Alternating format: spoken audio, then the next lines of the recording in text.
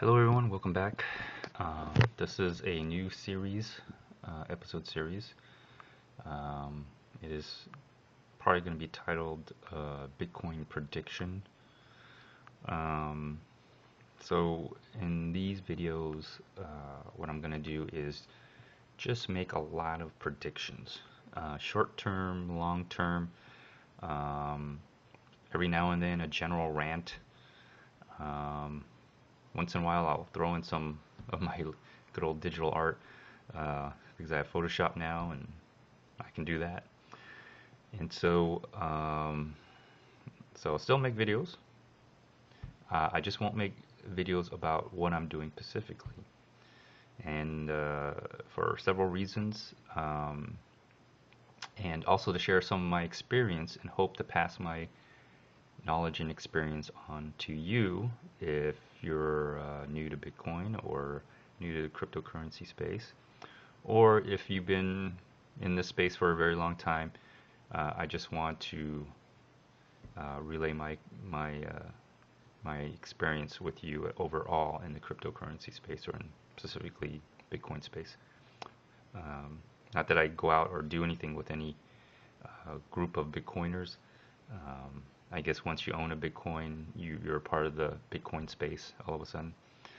So let me start with a real easy prediction. All right, that the price of Bitcoin will hit 1,000. Matter of fact, I think the price of Bitcoin will hit almost or in the range of 1,600 to 1,400.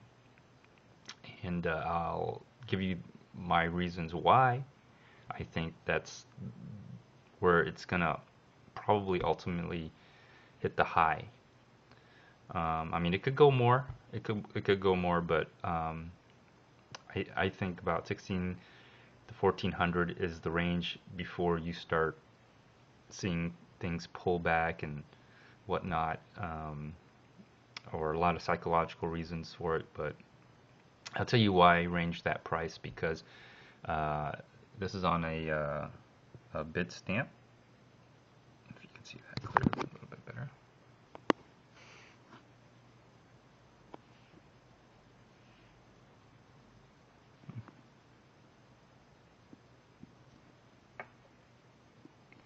Oh, okay. Well, there it is. It's bid stamp. Okay. Anyways, if you look at the last previous high, the all-time high, it's what 1,163 is what it shows here. If Mt. Gox is still alive, it'd be like 1,200, but let's just go with Bitstamp because it has the longest history that I can see. And at that time, if I recall, there was about 13 million Bitcoin in supply, in existence. We've hit 16 million, so that's where I'm getting the 1,600 in the Bitcoin price.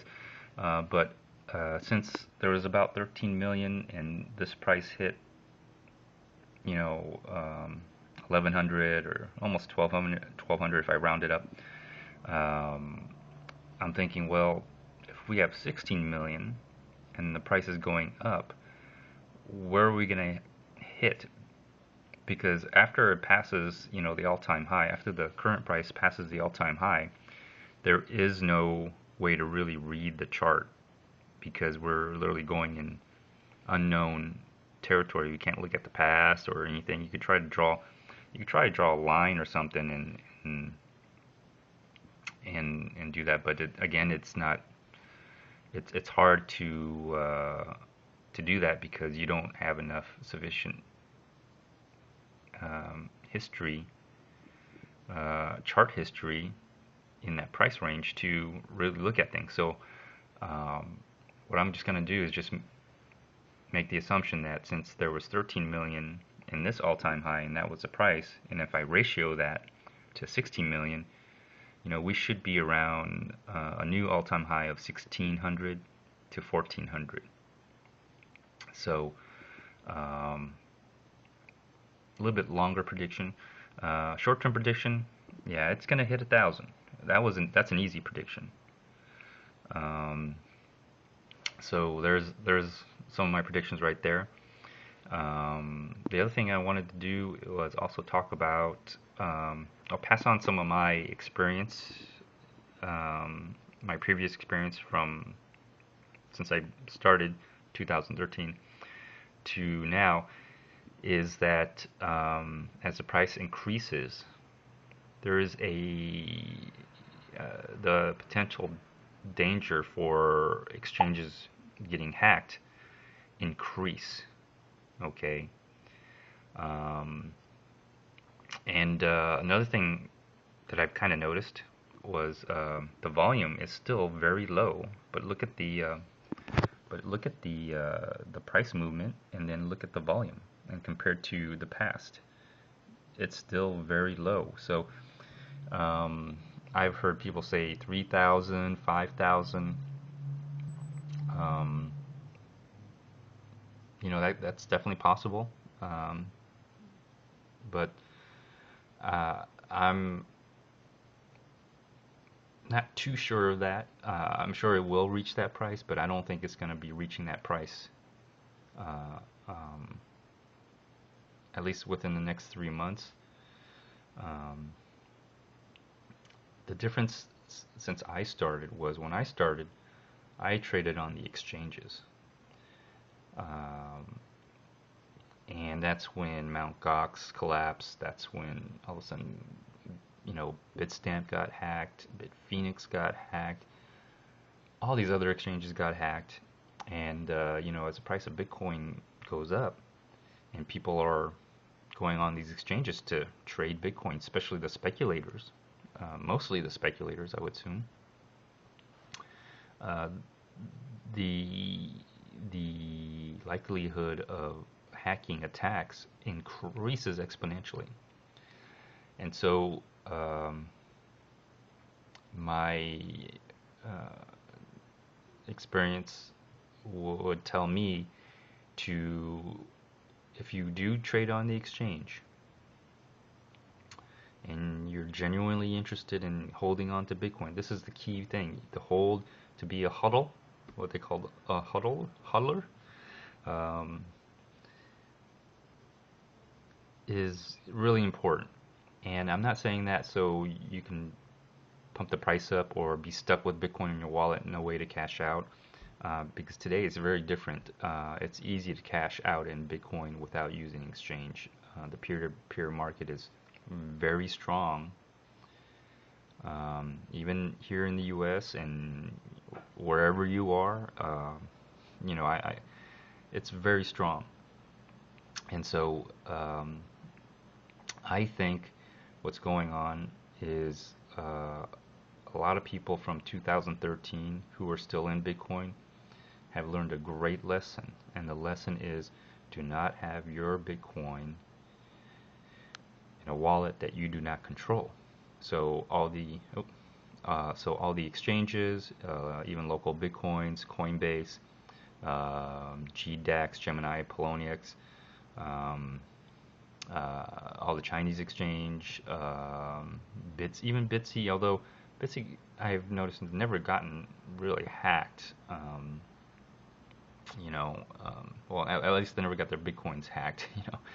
So, uh, so I don't even have any coins on any wallet that I don't control the private keys to.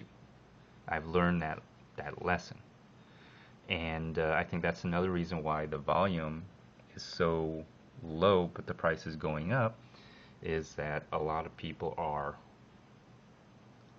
holding on to their Bitcoins.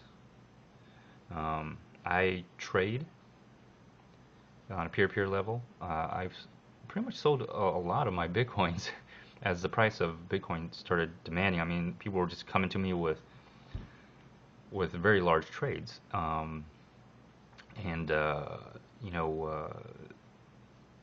I'm taking a little break from the holiday here, but I haven't sold the Bitcoin that I wanted myself to always hold on to. Matter of fact, I added a little bit more to it. So I'm just sitting back and relaxing. on a trading part of it, I'm missing out. But the trading aspect, if uh, the trading aspect for me is I could come in at $1,000. I can come at, $10,000. I could come at it. I'll even say if Bitcoin was at $1 million, I could still come in at that time and still trade and make money. So the price of Bitcoin doesn't matter. I mean, I was making money when the price of Bitcoin went down to 250 from this high all the way down. I traded this all the way down, and I was still able to generate a gain. So as a trader, speculator, trading wise, investing wise, selling and buying, selling and buying, it doesn't matter what the price is. If you're speculating, if you're trading and speculating and all that, because you could come in at any price. Now, as a holder, it would be really, really beneficial if you came at the lower price. All right. If since 2013, if you got Bitcoins around this price and able to retain it, you've done very well. And since then, I'm slowly just adding into it. I've got the amount that I'm happy with, and I'm adding on to it. So there's a certain amount of Bitcoin that I will just, hold on to. If it comes to a point where all my trading Bitcoins are all sold out, that's it. I stop right there. I don't sell my Bitcoins because those are very special to me, because one day I do plan to escape the global purge. Anyways, so I think that's why you're not seeing a lot of volume on the exchanges. On CoinMarketCap, however, this is CoinMarketCap. I had a viewer ask me what site is that? Well, it's called CoinMarketCap.com. So there you go. Anyways, on the CoinMarketCap, it does show that a lot of these exchanges, or not exchanges, but the volume has really increased quite a bit. Even on all of the oh my God, Litecoin just popped up to third place. All right, wow, haven't seen that in a while. So wow, Monero has moved up, Ethereum, Dash, okay, wow, increase. Also, another thing is, since all the non-speculators are holding Bitcoin, and there is just the speculators, the traders, the people who trade on exchanges, whoever those people are, they'll usually have a lot of money if they're going to be doing that, and that's their thing, trading on exchanges. So the price will probably continue to go up. But what I'm saying is, I'm noticing the volume is quite less than the last time the all-time high went up in price. So there is a lot of people holding on to Bitcoin. They don't have it on exchanges. They are keeping it in their wallets, and they own the private keys. So that's, I think, the reason why you're seeing small volumes, lower volumes, but yet the price exponentially increasing, because the speculators are the ones pushing the price.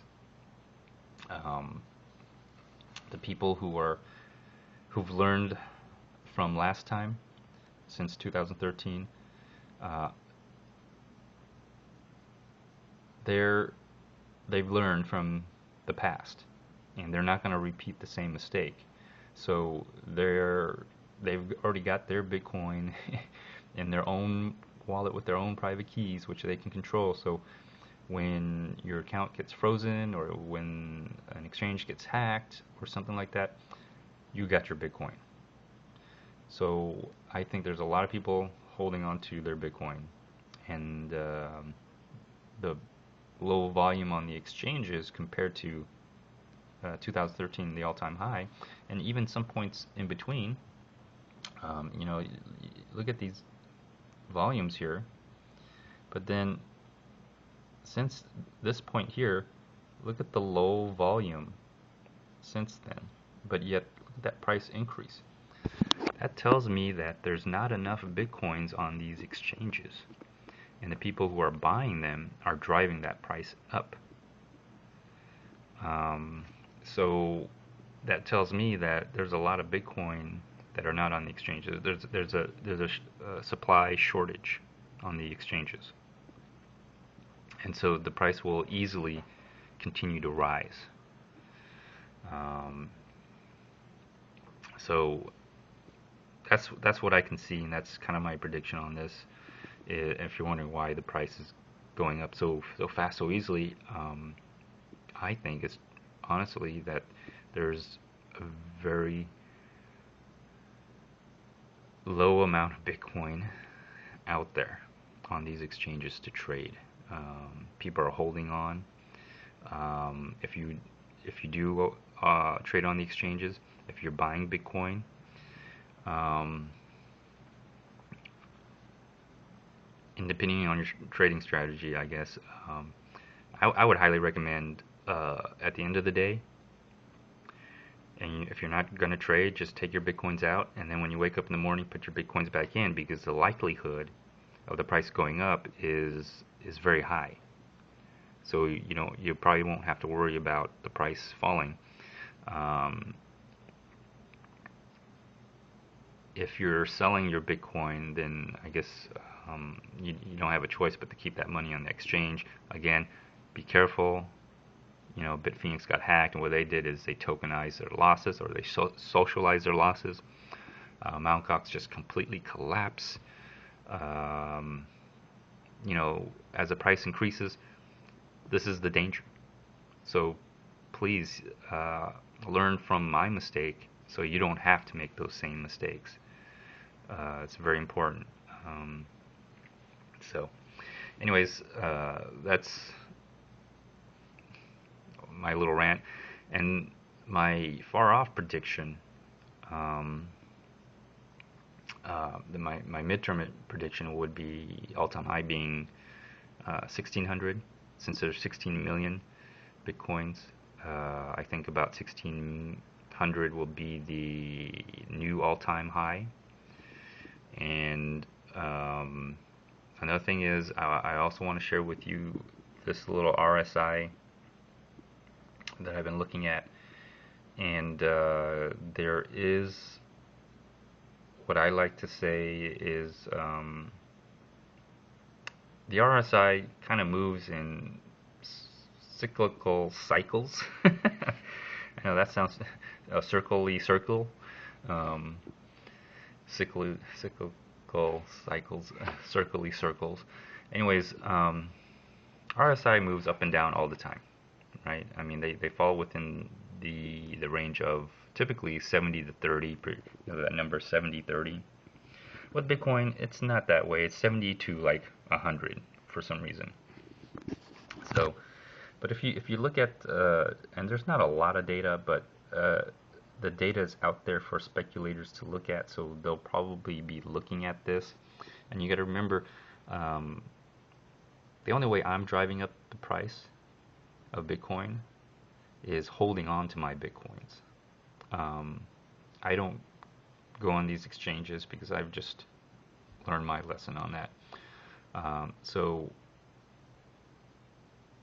as a peer-to-peer trader, the only thing I'm holding on to is Bitcoin to drive up the price. Okay. As a person who speculates and trades on the exchanges, they're the ones really driving up the price. Okay. And they're probably going to be looking at whatever chart analysis. So here is my take on the RSI. If you look at the past, you'll see that the highs peak up, peak up, peak up, and then this one doesn't quite peak up, and then, as you know, it went down over there. And if you look, this little movement right here went down further. You see that this is kind of like making a line, and then it breaks that line, and it's a kind of pre-signal that the market has that the market may reach a peak, and they'll take one last jab up and then turn. So I'm kind of seeing that same repetitive pattern again. It'll take a while because this is a weekly chart, so it may be another 3 months before things start turning the other way. So, but you almost see the same pattern, but it's a little bit smaller. You'll see pattern, and if you look at it, you got to think of if you're a wave theorist, a lot of wave theorists out there who trade. There's a lot of people who are into wave theory. So if you look at this, think of this as a wave. So the wave is going, and then it's cresting. And just because the RSI is cresting doesn't mean the price will be cresting. But when you see this kind of crest, you just be careful, because that's like the early signal that the wave is cresting and the wave is crashing. So that's one wave, and wave theorists are into waves. And then you see the pullback, and then now you see another wave coming up, and you see that wave up, up, up, up. And this, if you draw like a little line here, you'll see that this part right here in this section right here, it kind of broke that. See, the line kind of goes this way and then it breaks. Although I know that this was the BitPhoenix hack, but you know, people won't remember that. They'll just look at this, and then, you know, wave theorists will kind of see that on a larger view, and you can almost see the wave going up and then cresting, and then expect the wave to crash. Very natural. If you go to any wave theorist, they completely understand this concept of waves, wave theory, okay? And there is something to it, okay? So there's something to watch out for, and this part right here, this little dip right here, that's an early signal of it's surging, it is up. And also, if you count the waves within waves, I always thought this would be the first wave, because that was my first signal right here, that small little bump. But I guess if you want a really clean technical look at the wave theory, 1, 2, 3, 4, and then 5. This is the 5th wave here. How long will it go? I don't know, but this is a very clean technical look at you know, the wave theory is 1, 2, 3, 4, and then 5. Now, how long will this go? It could go up a little higher, if that is the case. Typically, the 5th wave of the leg reaches just above the 3rd wave. The 3rd wave is supposed to be the longest wave. So that's why I think this is the 1st, this is the 3rd, and this is the 5th, the push up. And so there's also that. So, you know, I'm seeing that kind of cresting, the wave kind of cresting, and we'll see. I mean, it could go bananas. This is Bitcoin. But, you know, I hate to see all the new users go through what I went through. You know, especially, you know, at a time where the value of Bitcoin is so high. You know, the exuberance is going to start kicking in. And so, so there's that. And that's kind of the reason why I wanted to talk about the RSI right there. You could kind of see a little precursor, precursor right here, this little dip. Because if you look at this, you can see the waves kind of going up, cresting, and then because let me see, where are we? We're almost at what, 87?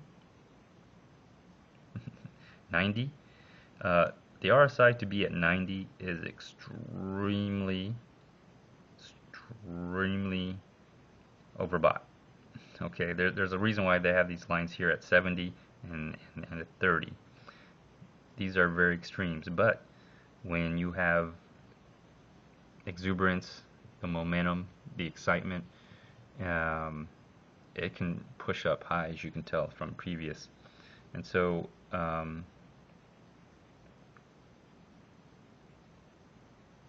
you know, just look at, oh, no way, it's all the way up to 100 almost right here. That's very, very high back there, but you have to look at it. You just have to look at the pattern and see that this dip, even though if there's nothing there. And the weird part about this whole front part is there's just one, it went bananas, but it's hard to see the wave in this. You have to go into a shorter time frame to see it, but this one on weekly, you can see it very well. So you know, I just want to warn people, look for the crest, look for the cresting. Just look at it, and you could almost see the kind of the spike is more straight, and then it kind of turns in, and then it turns in a little bit more, and then it just falls like that. And you can almost see it, like in here, it's just this, the first wave just straight, then you see a little bit straighter, and then you kind of see it, it just as it goes straight, then it starts curving a little bit more, and then you can see this one just kind of really curving, this line right here. If you see it, so you know, you could almost see kind of just kind of doing that. So just be careful. All right, I hate to see new people coming into Bitcoin, buy at the top, and then end up holding the bag, which it happens. These are very common cycles. It happens. I'm already a long time holder for the Bitcoins that I have, so if the price crashed down, I'm okay with it, because I bought it or you know, at this point, I don't know if I even bought Bitcoins. I probably just earned those. I've earned those. Those Bitcoins don't cost me anything whatsoever.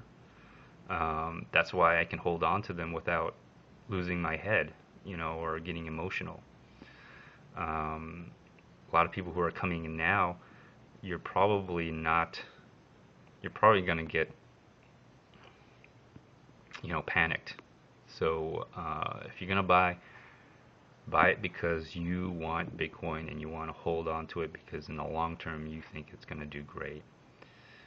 Matter of fact, my recommendation would be to start average cost buying. So if it does go up and continue to go up, you're average costing it, but you're gaining value as you're doing it, but you're not taking a heavy risk. You're not going to gain a lot, but at the same time, you will be making money. And as more it goes up, and the more you average cost buy, it'll be exponential. It really is. It feels like it's exponential, because every time you buy, it goes up. Every time you buy again, it's almost like momentum. At that point, you're almost momentum trading. So. And I guess I'll talk about momentum trading. Momentum trading is basically when I'll save it for another episode, sorry. Anyways, let me conclude this here. Alright, so my prediction for 2017 is that that'll be the year I think the IRS will come into play. They will start attacking Bitcoin users. Very similar to how they were specifically targeting, specifically targeting Tea Party, the nonprofit Tea Party, or any other nonprofits that were kind of anti-Obama or whatever. I think what you're going to see in 2017 is you're going to see a lot of scrutiny of Bitcoiners regarding with the IRS. They're going to have they're just going to audit the crap out of every Bitcoin user. They're going to audit the crap out of every Bitcoin company. They're going to demand, they're going to look for anything, any excuse to penalize you and to fine you or to crack down on what you're doing. They're just going to make your life miserable. That's one of my predictions of 2017. And another thing, I'm sorry about that. I'll just come back to this. And another reason why you're seeing a big price increase is regarding taxes.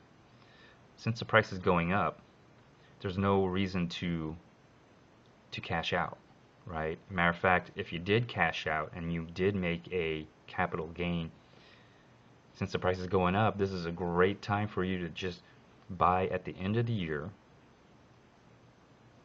right? That way you technically, because if you think about it, the IRS says every transaction is a taxable event, which is true. But I thought about it, and here's the thing. When you sell your Bitcoin at a gain, that's taxable, right? That becomes quote-unquote taxable. Well, what if you buy Bitcoins, right? Well, then that would be untaxable. So wouldn't the two cancel each other out somehow? So if you sell your Bitcoin, that's when it's taxable. When you buy your Bitcoins, that's when it's untaxable. Think about that. And think about what's going on. We're headed to the end of the year. The price has gone up from its low.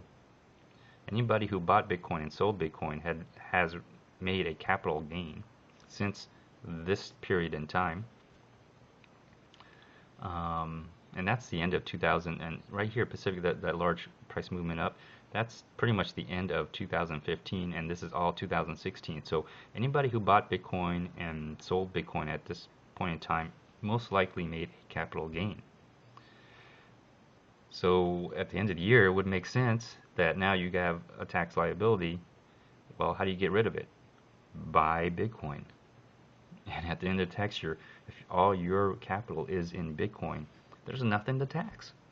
So that's another reason why I think the prices really jumped up towards the end of the year. I was expecting January, but it's all right. It was a very wonderful holiday, end of year holiday, to see the price go up. Sorry, let me get back to here. So my prediction is that the IRS will start persecuting Bitcoin users. They will aggressively audit Bitcoin users. They will aggressively, seek out Bitcoin users and demand taxes, demand records, they're just going to make your life miserable. So be careful of that. Anyways, this concludes my episode, my Bitcoin prediction. I'm also trying to pass on my experience, pass on my knowledge to new users or even existing users. Just remind them to remember the past, remember, the history of what went on. Just don't repeat the same mistakes. Okay, keep your Bitcoins in your wallet that you own the private keys to, that you have 100% control over, because you never know when the state will come in and restrict Bitcoin use, or all of a sudden they want to heavily regulate Bitcoin use. heavily regulate exchanges, maybe even shut down exchanges as well. So, just be careful. Keep your eyes open, keep your ears on the ground as the price increases to potentially 1600. And the reason I'm getting 1600 is last time I went 2013, there was about 13 million bitcoins. Now there's 16 million bitcoins. So you move the decimal up a couple of places, and let me see, 1, 3, 4, 5. Move the decimal 5 places, and that's where I'm getting 1600 in Bitcoin price. Somewhere there, maybe a couple hundred, 1400. But I think that'll be the new high. I don't know how long, but I think that's what's going to happen, since there's nothing, there's nothing here in the past to really see anything. The only thing I can have a gauge on the price is, at this point, there was about 13 million bitcoins. If the scenario is the same, or if we're going through another high, I just figured 16 million bitcoins, 1600. That's what I just figured. It doesn't mean that it's going to go, but at least,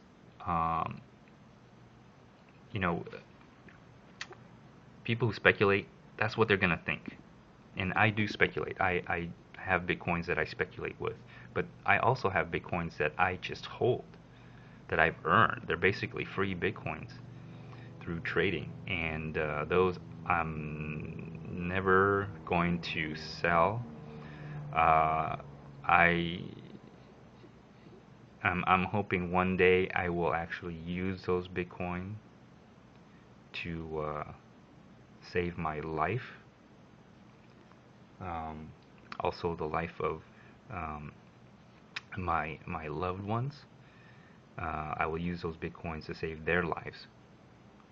So, anyways, this concludes this episode. Feel free to like, dislike, leave a comment, or even do a video response. Until next time, stay tuned.